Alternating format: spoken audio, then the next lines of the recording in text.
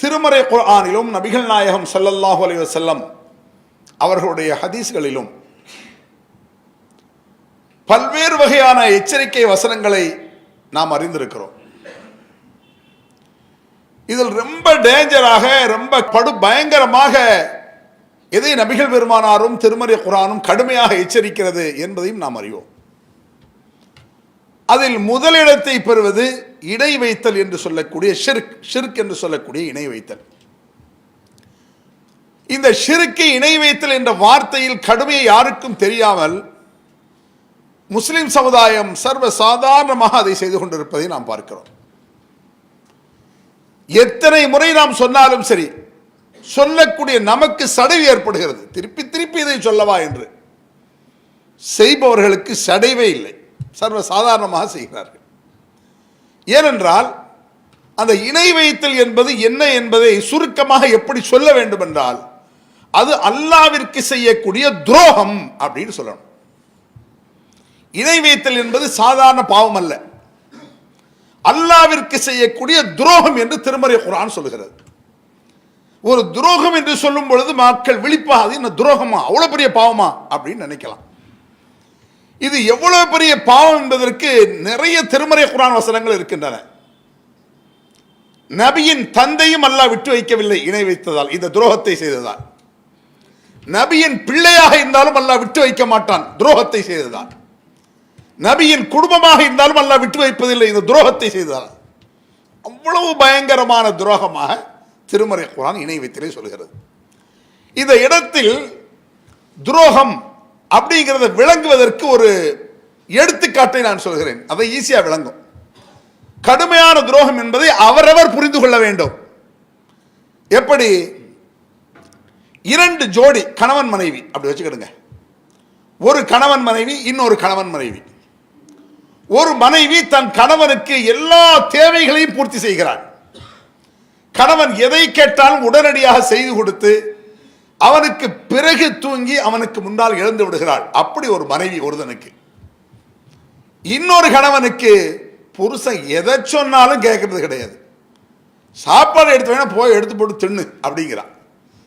இப்படி இரண்டு ஜோடியை நீங்க கற்பனை பண்ணுங்க. இந்த இரண்டு கணவன் மனைவி ஜோடிகளை நீங்கள் பார்க்கும் பொழுது, கணவன் எது சொன்னாலும் கேட்கிறாளே அவள் நல்லவள், நம்ம மேலோட்டமா முடிவுக்கு வந்துடுவோம். ஆனா அப்படி முடிவுக்கு வரக்கூடாது.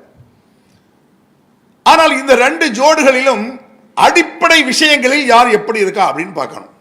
என்ன குறை இருந்தாலும் பரவாயில்லை, அடிப்படை சில வார்த்தைகள் சாதாரணமாக நினைக்க கூடாது. ஷிர்க்குனா சாதாரணமாக தெரியுது சில பேருக்கு. ஷிர்க் என்பது சாதாரண வார்த்தை கிடையாது. நாம் பேசக்கூடிய நேரத்தில் கூட சில வார்த்தைகளை சொன்னால் சமூகம் ஏற்றுக்கொள்ளும், சில வார்த்தைகளை சொன்னால் சேர்ப்பத்துக்கும். ஒரே மாதிரி தான் இருக்கும். அன்பிற்குரிய தாய்மார்களே நான் பேசாமல் இருப்பாங்க. அதுக்கு அர்த்தம் என்ன? என் தாய் போல எல்லா தாய்களும். அன்பிற்குரிய சகோதர சகோதரிகளே நான் பேசாமல் இருக்கும். அன்பிற்குரிய மனைவிமார்களே, கண்ணியத்திற்குரிய பொண்டாட்டிமார்களே செருப்பு தூக்கிடுவாங்க. இதில் என்ன வந்துருச்சுன்னு கேட்கக்கூடாது. மோசமான பேச்சு இது அப்படிங்கிறோம். ஏன்டா இருக்கிறதெல்லாம் உன் பொண்டாட்டியா தெரியுதா? அப்போ கோவம் வந்துடுது இல்லை? அப்போ வார்த்தை தானே என்று பார்க்க, இந்த வார்த்தை கடுமையானது, இப்படி செய்யக்கூடாது, இந்த வார்த்தையை பிடிக்காது. ஒரு கேடு கட்டவனுக்கு தான் இது மாதிரிலாம் பேசி வரும் அப்படின்னு முடிவு எடுத்துறோம். அப்போ வார்த்தைகளை எப்படி பயன்படுத்த வேண்டும், அடிப்படையில் இப்படி இருக்கிறார்கள், பேசிக்ங்கிறாங்களா மெயின், அதில் எப்படி இருக்கான்னு பார்க்கணும். கணவன் எது சொன்னாலும் கேட்கிறாளே, இப்போ நான் சொல்லக்கூடிய எடுத்துக்காட்டு துரோகம் என்றால் என்ன என்பதற்கு மட்டும்தான். கணவன் எது சொன்னாலும் கேட்கிறாளே, அவ என்ன செய்யறா? எதை கேட்டாலும் கொடுக்குறான், என்ன வேலைனாலும் பண்றான். கணவன் தூங்கிய பிறகு தூங்கி, அவன் தூங்கி எழுவதற்கு முன்னால் எழுந்து அவன் தேவைகளை நிறைவேற்றுகிறான். ஆனால் கணவன் இல்லாத நேரத்தில் அடுத்தவனோடு உல்லாசமாக இருக்கிறாள், கணவனுடைய வீட்டிலே, அவனுடைய பெட்ல. அப்படி யோசிச்சு பாருங்க.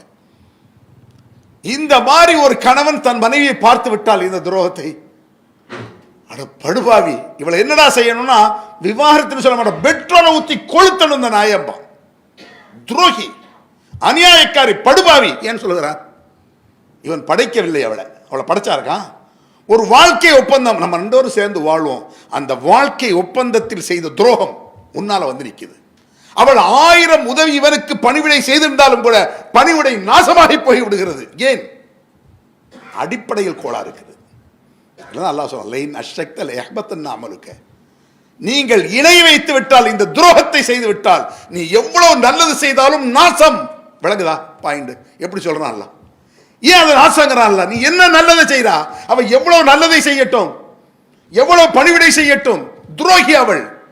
நான் இருக்க வேண்டிய இடத்தில் இன்னொருவனை வைத்திருக்கிறாள். எவ்வளவு கோபம் வருது நமக்கு. அப்படி வரணும். அல்லாஹ்வுக்கு செய்யக்கூடிய துரோகம் ஷிர்க். நான் அப்புறம் அந்த வசனத்தை சொல்றேன். இந்த கோபம் வரும், கடுமையாக வரும். அவள் என்ன நன்மைகளை பணிவிடைகளை செய்தாலும் அழித்து நொறிக்க பூ என்று துப்பி விடுவான், காரை துப்பி விடுவான். சரி வேண்டாம், விவாதத்து பண்ணக்கூடாது. இந்த நாய் வாழக்கூடாது, சரியா தப்பாங்கிறது வேற. இவனுக்கு வரக்கூடிய கோபம் படிதான் சொல்லும். துரோகத்தை அவ்வளவு கோபப்படுகிறான். இன்னொரு பொண்டாட்டி என்ன சொன்னாலும் கேட்க மாட்டேங்கிறான். அவ புருஷன் போய், ஏன்டா இவ்வளவு வச்சிட்டு இருக்க, தலா கூட விவாதம் பண்ண அனுப்புடா. ஆண்டாங்க, ஏண்டா அவ 1000 சேட்டை வேண்டும், என்னை தவிர யாரையும் நினைத்து பார்க்க மாட்டான். அது போதுங்க எனக்குமா. ஏன் என்னுடைய என்ன சொல்லை கேட்காவிட்டாலும் மெயின் எனக்கு துரோகம் செய்யவில்லை அவள். எப்படி நினைக்க பாருங்க. ஒரு மனைவி தன் கணவனுக்கு செய்யக்கூடிய துரோகத்தை ஏற்றுக்கொள்ள முடியவில்லை. படைச்சவன் எப்படி? கணவன் என்ன செஞ்சிட்டான்? அவன் தேவைக்கு உணவு கொடுப்பான், இருக்க இடம் கொடுத்துட்டான். அதை துரோகம் நினைக்கிறான். வலக்கும் மாஃபி சமாவாத்தி மாஃபில், வானங்களில் உள்ளவைகளும் பூமியில் உள்ளவைகளும் உங்களுக்காகத்தான், நீங்கள் எதற்குன்னு அல்லாஹ் கேட்கிறான். நீங்க எதுக்கு? அனைத்தும் உங்களுக்கு. அப்ப நீங்க எதற்காக படைக்கப்பட்டு அதை செய்யாவிட்டால் கோவம் வராது அல்லாஹ்க்கு? என்னை தவிர யாரையும் வணங்கக்கூடாதுங்கிற சாதாரண விஷயமா? அட, என்னை தவிர நீங்கள் யாரை வணங்கினாலும் அது துரோகம். நபியின் தந்தையாக இருந்தாலும் சரி அவன் துரோகி, நபியின் பிள்ளையாக இருந்தாலும் சரி அவன் துரோகி. யோசிச்சு பாருங்க.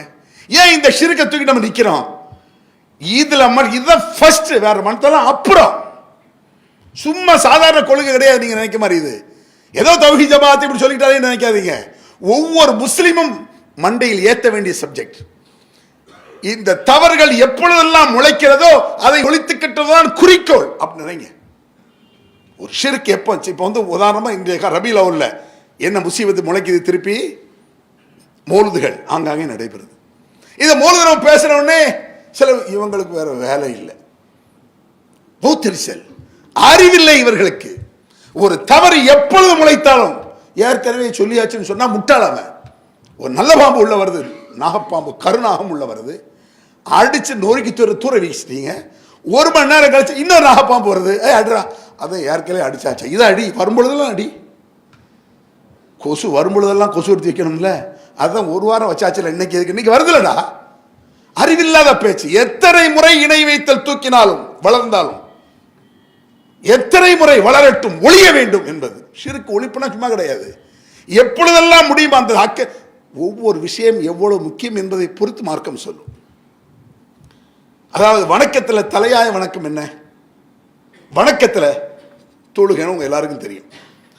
தொழுகை தான் மறுமையில் முதலில் விசாரிக்கப்படுவது தொழுகை தான். அது சரியாகும் பட்சத்தில் மற்றதெல்லாம் ஓகே, சரியாயிருங்கிறாரு சொல்லலாம். ஏன்னா தொழுகையில தான் ஷிர்க் கூடாதுங்கிறது, தௌஹீதுங்கிறது, துஆங்கிறது எல்லாம் உள்ள அடக்கும் தொழுகையில. அப்படி ஒரு வணக்கம் அது. வாங்க சொல்றாங்க, ஒரு நாளைக்கு எத்தனை வாட்டி? 5 வாட்டி சொல்றாங்க. ஹய்யால ஸலா, தொழுகை வாருங்கள், வெற்றியின் பக்கம். ஒரே திருப்பி சொல்றாங்களா? சொல்லணும்ல, மனுஷன் மறப்பான்ல. எத்தனை முறை ஒரு விஷயம் எவ்வளவு முக்கியமானது என்பதை பொறுத்து இஸ்லாம் அதை கடுமையாக சாடும். அந்த விஷயத்தில் தான் இந்த இணை வைத்தல் என்பது சாதாரண விஷயம் அல்ல. சாம்பிளுக்கு நான் 3 எடுக்கிறேன். நபியின் தந்தை, நபியின் பிள்ளை, நபியின் மனைவிமார், இந்த 3 போதும் சாம்பிளுக்கு. மற்ற உறவுல அது பிறகு தானே. பெற்ற தாய் தந்தை, பிள்ளைகள், மனைவிமார்கள். இப்ராஹிம் அலைஹிஸ்ஸலாத்து வஸலாம் அவர்கள் தன் தந்தைக்கு இந்த இணை வைத்தலை கூடாது, இது அல்லாஹ்வுக்கு செய்யக்கூடிய துரோகம் என்று என்ன வார்த்தையை பயன்படுத்தினாங்க தெரியுமா? யா அபதிலா தஅபுதி ஷைத்தான், ஷைத்தானை வணங்காதீர்கள் என்றார். எவ்வளவு கடுமையான வார்த்தைங்கிறீங்க நீங்க. ஒரு ஆள் ஒரு சிலையை வணங்குறான், சிலை வணங்காது என்று சொல்வது வேறு. தர்காவிலே அவுலியா போய் ஒருத்தன் கும்பிடுறான், அவுலியா கும்பிடுறாங்கிறது வேறு. ஏன்டா ஷைத்தானை கும்பிட்டு இருக்க? கொண்டு குழியில வச்சிருவாங்க. என்ன அவுலியா போய் ஷைத்தான்பியா? ஷைத்தான், அவுலியா ஷைத்தான் இல்லை. அந்த வணக்கம் ஷைத்தானிய வணக்கம் என்று சொல்கிறார்கள். ஒருவன் அவுலியாவை, யா முஹித்தீனே என்னை காப்பாற்று என்று கேட்டால் அவன் ஷைத்தானிடம் கேட்கிறான். தெரியுமா? அத்தனை இப்ராஹிம் நபி சொல்றாங்க. ஏன்? ஷைத்தான் தான் இவனை தசை திருப்பி போட்டிருக்கான். அல்லாஹ்விடத்தில் கையேந்துவதை விட்டு அல்லாஹ்வால் படைக்கப்பட்ட ஒன்றின் மீது கையேந்த வைத்தது யார்? இப்லீஸ். ஆக இவன் வணங்கியது அந்த அவுலியாவை இல்லை, இப்லீஸை. யாபத்தி லா தாபதி ஷைத்தான் அப்படிங்கிறாங்க இப்ராஹிம் அலைஹிஸ்ஸலாம். ஒரு இடத்துல இனாசன் அவன் பொம்பளை கடவுளை அழைக்கிறான், அவன் அழைப்பது ஷைத்தானும் மரீத், முரட்டுத்தனமான ஷைத்தானை கூப்பிடுகிறான்னு ஒரு வசனம் வருது. பெண் தெய்வங்களை அழைக்கிறான், இல்லை இல்லை அவன் ஷைத்தானை அழைக்கிறான்னு குர்ஆன்ல ஒரு வசனம் இருக்கு. அப்ப இந்த வார்த்தையினுடைய கனத்தை எப்படி பாருங்க. இவ்வளவு பெரிய கனமாக இருப்பதால் தான் அல்லாஹ்வுக்கு கடுங்கோபம் வருது. அந்த கோபத்தை இப்ராஹிம் அலைஹிஸ்ஸலாம் வெளிப்படுத்துகிறார். யாபத்தி லா தாபுதி ஷைத்தான், ஷைத்தானை வணங்காதீர்கள். எவ்வளவு கடுமையான வாசகம். அதனால தான் அத்தா கோபம் வந்துச்சு, உனக்கு கொன்னே போடுவேங்கிறார். அவத்தா லைலம் தன்தஹில் அர்ஜுமன்னக வஜுனி மலியா, இது போல பிரச்சாரம் செய்வதை தூர விட்டு விடு, இல்லை என்றால் தொலைத்து கட்டுவேன், போடா வெளியே என்றார். நபியே தான் பிள்ளைய விட்டு விட்டு வெளியே போ, எட்டப்போ கிட்டே வராதே என்று சொன்னார். அப்போ இப்ராஹிம் அலைஹிஸ்ஸலாம் சஸ்தக்ஃபிருக ரப்பி இன்னஹு கான பி ஹஃபியா, உங்களுக்காக நான் அல்லாஹ்விடத்தில் பாவ மன்னிப்பு தேடுவேன் என்றார். வேற என்ன சொல்ல, மண்டையில சொல்லியாச்சு, இவ்வளவு காரமா சொல்லியாச்சு, மண்டையில ஏறல, வேற என்னத்தை செய்யறது? உங்களுக்காக நான் அல்லாஹ்விடத்தில் பாவ மன்னிப்பு தேடுவேன் என்றார். பாவ மன்னிப்பும் தேடினார். அல்லாஹ் குர்ஆன்ல ஒரு வசனம் சொல்றான், அந்த சட்டத்தை அன்றைக்கு இப்ராஹிம் நபிக்கு சொல்லியிருப்பான். அந்த சட்டத்தை குர்ஆன்ல இருக்கு. மா கான நபியி வல்லதீன ஆமனு யஸ்தக்ஃபிரு லில் முஷ்ரிகீன், எந்த நபியாக இருந்தாலும் சரி, ஈமான் கொண்டிருக்கக்கூடிய எந்த முஸ்லிமாக இருந்தாலும் சரி, இணை வைத்தவனுக்காக ரெக்கமெண்டேஷன் செய்யாதீர்கள், பாவ மன்னிப்பு தேடாதீர்கள். அவன் எனக்கு துரோகம் பண்ணியிருக்கான், அந்த துரோகத்தை அவன் உணர்ந்து திருந்தவில்லை, நீ என்ன பாவ மன்னிப்பு? எப்படி கோபம் வருது பாருங்க. அல்லாஹ் யாருக்கு பாவ மன்னிப்பு கேட்கிற? எனக்கு துரோகம் செய்வதை முதலில் அவன் நிறுத்த வேண்டும். யா அல்லாஹ் நான் தெரியாமல் செய்து விட்டேன் என்று பதற வேண்டும், கதற வேண்டும். அதற்கு பிறகு நீ ரெக்கமெண்டேஷன் செய்ய வேண்டும். இதுதான் அல்லாஹ்வுடைய கான்செப்ட், அடிப்படை. யோசிச்சு பாருங்க. இதெல்லாம் மக்கள் நம்ம புரிய வைக்க வேண்டாமா? சொல்ற ஷிர்க் பிதஅத் இதை புரிய வைக்கிறேன், ஈஸியா புரியும். இதுதான் மேட்ரு. சும்மா நாங்க கத்தல, இப்ராஹிம் சும்மா சொல்லியிருக்காங்க, புரிய வைக்கிறார். உங்களுக்காக பாவ மன்னிப்பு தேடுவேன் என்கிறார். அல்லாஹ் டென்ஷன் ஆகிட்ட கோபப்பட்டான். எந்த நபியாக இருந்தார் சார், ஏது ஆதம் அலைஹிஸ்ஸலாத்துல இருந்து ரசூலுல்லாஹ் வரைக்கும் எந்த நபியும் எந்த முஸ்லிமும் இணை வைத்த ஒருவனுக்காக பாவ மன்னிப்பு தேடாதீர்கள், ரெக்கமெண்டேஷன் மன்னிச்சு யா அல்லாஹ் வரை அப்படி சொல்லக்கூடாதான். ஃபலம்மா தபையன அன்னஹு அதுல்லாஹ் தபர்ரா மின்ஹு இன்ன இப்ராஹிம் லஅவ்வாஹுன் ஹலீம். தன்னுடைய தந்தை அல்லாஹ்வின் விரோதி என்பது தெளிவாக அவருக்கு புரிந்தது இப்ராஹிம் நபிக்கு. ஆஹா, நம்ம அத்தா அல்லாஹ்வுடைய விரோதியில் அவரு ஷைத்தான் மாறல, ஷைத்தான் தான் அல்லாஹ் விரோதிங்கிறான். அதே வாசகம் குர்ஆன் சொல்கிறது இப்ராஹிம் நபி அத்தாக்கு.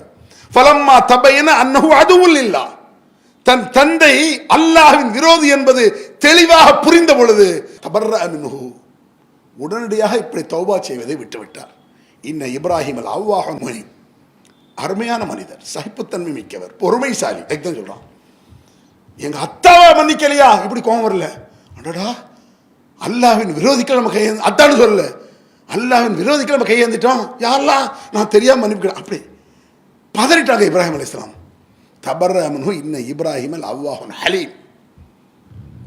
சகிப்புத்தன்மை, பொறுமை என்பது நம்ம அத்தாவை அம்மாவை தூக்கி நரகத்தில் போட்டாலும் சகித்துக் கொள்வது. ஏன்? அல்லாஹ்வுக்கு துரோகி, நீ என்ன பெத்த, என்னை பெற்றெடுத்தாய், அல்லாஹ்வுக்கு துரோகி ஆயிட்டியே. அப்ப எவ்வளவு கடுமையாக இந்த துரோகம் அல்லாஹ் கோவம் வரும்னு யோசிச்சு பாருங்க. சும்மா அல்லாஹ் இப்படி சொல்றான், சும்மா ஷிர்க்கை தினமும் ஒவ்வொரு நேரத்திலும் டைம் கிடைக்கும் பொழுதெல்லாம், ஷிர்க் மேலாக்கும் பொழுதெல்லாம் ஒழித்து கட்ட பாடுபடுவதுதான் நம்முடைய குறிக்கோள். ஒவ்வொரு முஸ்லிமுக்கும் அப்படி இருக்கணும். நூ அலைஹிஸ்ஸலாம் மகன் அகம்பாவத்தின் உச்சத்தில் இருந்தான். சில நேரங்களில் சில அடையாளங்களை பார்த்து சில பேர் திருந்துவான். அப்படி நிறைய பேர் திருந்திருக்காங்க. எத்தனை பேர் திருந்தி வந்திருக்கிறாங்க. யூனுஸ் அலைஹிஸ்ஸலாம் இருக்காங்கல்ல, அதெல்லாம் தொட்டன் டைம் பத்தாது. அவங்க சில வேதனைகள் வரும் என்று எச்சரிக்கை செய்த பொழுது அந்த மக்கள் அந்த வேதனையின் அடையாளத்தை பார்த்து விட்டு திருந்து விட்டோம் யா அல்லாஹ் மன்னித்துட்டான். அல்லாஹ் யா அல்லாஹ் தெரியாம செஞ்சிட்டோம், மன்னிச்சிரு, துரோகம் தான், தப்பு தான், மன்னிச்சிரு. நம்ம துரோகத்தை தப்புன்னு மன்னிக்க மாட்டோம், ஞாபகம் வச்சுக்கிடுங்க. பல 10 வருஷமா 15 வருஷமா மனைவி மேல உயிர் வச்சு அவளுக்கு தேவையான கொடுத்து அவர் நம்மளுக்கு எல்லாம் செஞ்சு அடுத்தவங்க கூட தவிர மன்னிப்பீங்களா? என் முன்னால் நிக்காத நாயர், கோவம் வருது இல்லை, அல்லாஹ் மன்னிக்கிறேன், சரி திருந்து. எப்பேற்பட்ட ரஹ்மான், திருந்துட்டியா, ஓகே, துரோகம் தான், திருந்துட்டியா. அவனுடைய அருளுக்கு கற்பனை கிடையாதுங்க, நம்மளால மன்னிக்க முடியாத. பொண்டாட்டி துரோகம் நிறைய மன்னிப்பீங்களா? யாருக்குமே மன்னிக்க வராது. எல்லாரும் அதுக்கிட்ட அவளை கொல்ல நினைப்பான். எத்தனை வருஷம், 20 வருஷமா வாழ்ந்து இவ்வளவு பெரிய துரோகத்தை பழுவாவி. சில பேர் 25-30 வருஷமா கண்ணில் மண்ணை தூக்கிட்டு ஐக்கியத்தனம் பண்றாள். பார்க்குறோமா இல்லையா? உலகத்தில் பார்க்குறோமே. என்னால் மன்னிக்க முடியும். ரப்புல் மன்னிக்கிறான் உலகத்தில் திருந்து. யூனுஸ் அலைஹிஸ்ஸலாம் அந்த மக்கள் உலகத்தில் திருந்தினார்கள், மன்னித்தான். நபிக்கு உறவு கிடையாது, நபியின் எதிரியாக இருந்து திருந்தியவர்கள் அவர்கள். நூ அலைஹிஸ்ஸலாம் மகனுக்கு அந்த அடையாளம் தெரிந்தது. கடுமையான வேதனை வரப்போகிறது, ஏதோ பயங்கர கஷ்டம் வரப்போகிறது, என்ன நடக்கப் போகிறது என்று நூ அலைஹிஸ்ஸலாம் மகன் பார்க்கிறான். பார்த்தும் பட்டும் திருந்தாத முட்டாள்கள் உலகத்தில் உண்டுங்க. ஏன் வச்சுக்கோங்க. லௌலா இது ஜாஅஹும் பஸ்னா தலர்ரஉ, அல்லாஹ் சொல்றான் குர்ஆன்ல. அவர்களுக்கு சோதனை வரும்பொழுது அவர்கள் பணிந்திருக்க வேண்டும். வலாக்கின் கஸத் குலூபுஹும், அவர்கள் உள்ளங்கள் இறுகி விட்டன. கல் நெஞ்சக்கார காட்டு மராண்டின்னு அர்த்தம். கஷ்டம் வருதா பணிஞ்சிடணும். என்ன செஞ்சமா தெரியலையா அல்லாஹ், எகரக்கூடாது, பணிய வேண்டும் அப்படிங்கிறான் அல்லாஹ். அல்லாட்ட என்ன எகிறது? எகர்னா தொலைஞ்சு நாசம் சின்னாபின்னம் ஆயிடுவான். அஃபமை எம்சி முக்கிப்பன் அலா வஜ்ஹிஹி அஹதா அம்மை எம்சி சவ்யன் அலா ஸிராத்தின் முஸ்தகீம்.